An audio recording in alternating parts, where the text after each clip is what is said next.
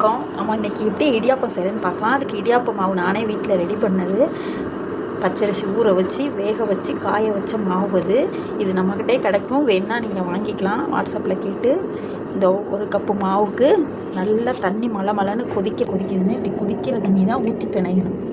இப்போ நான் தேவையான அளவு உப்பு போட்டுக்கிறேன். அதுக்கு இப்போ தண்ணி நல்லா கொதிக்கிற தண்ணி ஒரு கப்பு ஊற்றி நல்லா பிசைஞ்சிக்கலாம். நல்லா பூ போல் இருக்கும் இந்த இடியாப்பம். ஒரு கப்பு மாவுக்கு 1.5 கப்பு தண்ணி பிடிக்கும்.